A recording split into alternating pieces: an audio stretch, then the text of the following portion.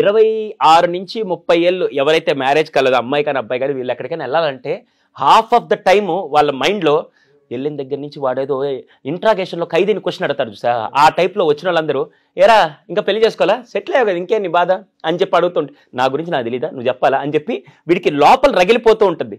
కానీ స్టిల్ ఆ pressure తట్టుకోలేడు. 25 or 28 లోపల మీకు మ్యారేజ్ అవ్వకపోతే రేపటి రోజున మళ్ళీ బయలాజికల్ సైకిల్ మొత్తం మారిపోయి ఆ టైంలో మీకు ప్రెగ్నెన్సీ రిలేటెడ్ ఇష్యూస్ కానీ ఫర్టిలిటీ ప్రాబ్లం రావడం, దాని ద్వారా మళ్ళీ మీరు ఆ కాన్సిక్వెన్సెస్ అంతా ఫేస్ చేయాల్సిన అవసరం ఇక్కడే ఉంటుంది. ఏమవుతుంది సార్ అసలు ఇదంతా పక్కన పెడితే ఫిజికల్గా బయలాజికల్ సైకిల్ పక్కన పెడితే సెకండ్ మోస్ట్ ఇంపార్టెంట్ ఏమవుతుంది తెలుసా, చదువు ఎప్పుడైపోతుంది సార్ నాగరాజ్ గారు? పీజీ అయ్యేటప్పటికి 21 to 23 పెట్టి అంతే 23 అయిపోతుంది. ఒకవేళ గట్టిగా మాట్లాడితే ఒక 2-3 సంవత్సరాలు వర్క్ చేద్దాం అని చెప్పి అనుకుంటే, అలా కాకుండా 32 దాకా పెళ్లి చేసుకోలేదు అనుకుందాం. 32 దాకా ఒక అమ్మాయి పెళ్లి చేసుకోలేదు. 22వ సంవత్సరం 23వ సంవత్సరం నుంచి 32 వరకు ఎంత టైం మొత్తం? 10 ఇయర్స్ తను సంపాదిస్తూ 10 ఇయర్స్ తనకంటూ ఒక ఇండివిజువల్ స్పేస్ తనకంటూ, ఇది నేను కేవలం అమ్మాయినే కాదు మామూలు జనరల్ సీనియర్ మాట్లాడితే కూడా ఒక లైఫ్ స్టైల్ చూసేసి తన సంపాదనతో తనకు కావాల్సిన వస్తువులన్నీ కొనుక్కొని తన సంపాదన తను బ్రతకడం మొదలుపెట్టి తన సంపాదన ఎవ్వరి మీద డిపెండెంట్ లేకుండా తనే ఇండివిజువల్గా బ్రతకడం మొదలుపెట్టిన తర్వాత రేపు మ్యారేజ్ అయిన తర్వాత చిన్న కాన్ఫ్లిక్ట్ రాగానే ఆల్రెడీ చాలా చూసాను నువ్వు లేకపోతే నేను బతకగలుగుతాను అనే స్టేజ్ వచ్చేస్తే ఏమవుతుంది? ఫస్ట్ ఇప్పుడు వచ్చే పెద్ద ప్రాబ్లం లేట్ మ్యారేజెస్లో వచ్చే మేజర్ ఇష్యూ ఏంటి తెలుసా? ఇదే. ఇద్దరు ఇండివిజువాలిటీ అని ఒక టర్మ్ తీసుకొని నేను చేయగలుగుతాను నేను బతకగలుగుతానని చెప్పి ఇంతకుముందు మ్యారేజెస్లో ఏమైంది తెలుసా, పెళ్లి చేసుకున్నాక ఈయన నీ భర్త ఈవిడ నీ భార్య అని చెప్పి మామూలుగా మనం ట్యాగ్ చేసినప్పుడు ఆ డిపెండెన్సీలో అడ్మిరేషన్ ఉండేది. ఓకే నేను ఈయన కోసం ఉన్నా ఈయన నా కోసం ఉన్నారని చెప్పి ఒక కైండ్ ఆఫ్ బాండింగ్ ఉండేది. ఒకవేళ ఏదైనా కావాలంటే నేను అడుగుతాను లేకుంటే చేసుకుంటాను మళ్ళీ అలా అడ్జస్ట్మెంట్స్ అన్ని నేచర్ ఉండేది. ఎందుకు? వాళ్ళు ఇండివిజువాలిటీ ఎక్కువ ఫ్రీడమ్ చూడలేదు, ఇండివిజువాలిటీ అనే స్పేస్ ఎక్కువ చూడలేదు. గ్రాడ్యుయేషన్ అయిపోయింది, ఒక 2 ఇయర్స్లో నేను కొద్దిగా సెటిల్ అయ్యే లోపల పెళ్లి చేశారు, నేను చేసుకున్నానని చెప్పి ఒక కైండ్ ఆఫ్ మెచ్యూర్డ్ బాండింగ్ స్టేజ్లో ఉండేవాళ్ళు.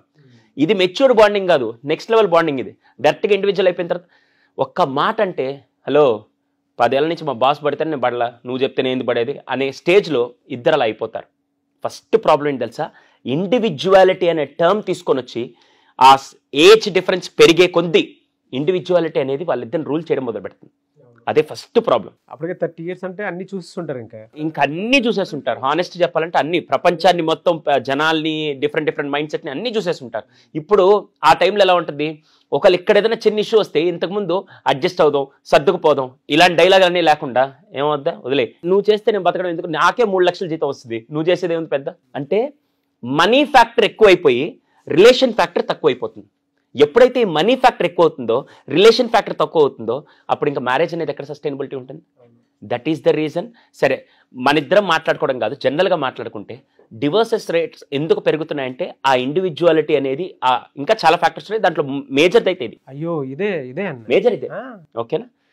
సెకండ్ ఇది అన్నిటికంటే ముఖ్యం, ఇంతకుముందు ఫర్టిలిటీ సెంటర్స్ అని ఉండేవా, లేకుంటే మిస్క్యారింగ్ కానీ లేకుంటే ఈ ప్రాబ్లమ్స్ ఎప్పుడైనా విన్నారా? చాలా రేర్గా 100లో ఒక 5-6 కేసులు ఉండేవి. ఇప్పుడు ఎన్ని జరుగుతున్నాయి? ఎందుకు అంటే ఒక బయలాజికల్ సైకిల్ డిస్టర్బ్ అయ్యి 22, 23, 25 ఏళ్ళకి వాళ్ళకి గర్భసంచి కానీ లేకుంటే ఆ స్ట్రెంగ్త్ ఎక్కువ ఉంటుంది. ఎప్పుడైతే స్లోగా మూవ్ అవుతూ 30 yearsకి 35 yearsకి వస్తే బిడ్డని క్యారీ చేయడం కానీ బిడ్డని కనాలన్నా కూడా ఆ సైకిల్ అప్పటికే మారిపోయి ఉంటుంది. That is the biggest problem. అందుకే లేట్ మ్యారేజెస్ వాళ్ళకి పిల్లలు పుట్టడం, ఆ టైంలో వాళ్ళకి ఫర్టిలిటీ ఇష్యూస్ రావడం చాలా కేసెస్ పెరిగాయి. That is the major concern. Second ఇది అన్నిటికంటే ముఖ్యం ఏంటి తెలుసా, అస్సలు భయంకరమైన ప్రెషర్ ఏంటి తెలుసా, ఎక్కడికైనా బయటకు వెళ్తే నాగరాజు గారు పెళ్ళిగాల ఇంకా ఎప్పుడు పప్పన్నం పెడుతున్నాం ఇదే డైలాగ్. ఫస్ట్ డైలాగ్ ఏంటి తెలుసా, అప్పుడు మీరు 2-3 సార్లు ఇవన్నీ విన్న తర్వాత మీకు ఎలా ఉంటుంది, ఇంకోసారి నన్ను ఏదైనా ఫంక్షన్ పిలిస్తే నేను రాను, వచ్చిన దగ్గర నుంచి వాళ్ళు వచ్చి నన్ను అడగతా ఉంటే నేను ఏడొస్తాను, నేను రానుపో. ఇది నేను మా మమ్మీకి చెప్పాను సార్.